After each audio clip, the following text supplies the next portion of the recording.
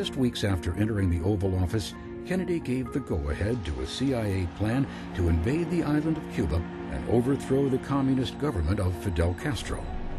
The mission, which became known as the Bay of Pigs, was a disaster and tarnished the new administration. 1 year later, in October 1962, U.S. spy planes revealed Soviet nuclear missile bases in Cuba, just 90 miles off the coast of Florida. Soviet leader Nikita Khrushchev had sent the missiles intending to protect Castro's fledgling regime and send a message to America: do not invade Cuba. The Cuban Missile Crisis triggered a state of emergency. Some advisors called for a preemptive airstrike or invasion of the island. But if attacked, would Khrushchev respond with nuclear weapons? Kennedy addressed the American public.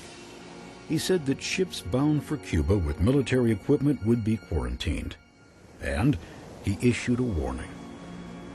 We will not prematurely or unnecessarily risk the course of worldwide nuclear war, in which even the fruits of victory would be ashes in our mouth. But neither will we shrink from that risk at any time it must be faced. The two superpowers stood toe-to-toe. I'd hate like heck to see us go to war, but if it's necessary to prevent a nuclear war, I think the action has to be taken at this time. Well, I think it's high time we stopped Russia from having things their own way. I know that some action should be taken, but he's going to have to tread very lightly, short of war. In this charged atmosphere, the smallest mistake at any level could lead to an all-out nuclear war. For 11 days, Americans worried, waited, and wondered if they would see tomorrow. Finally, on October 28th, after much diplomacy and back-channel negotiations, the situation was diffused. The Soviets would withdraw their missiles from Cuba. In return, President Kennedy publicly agreed that he would not invade the island.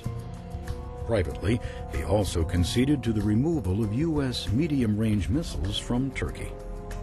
The Cuban Missile Crisis was John F. Kennedy's gravest foreign policy challenge, but it wasn't his only one.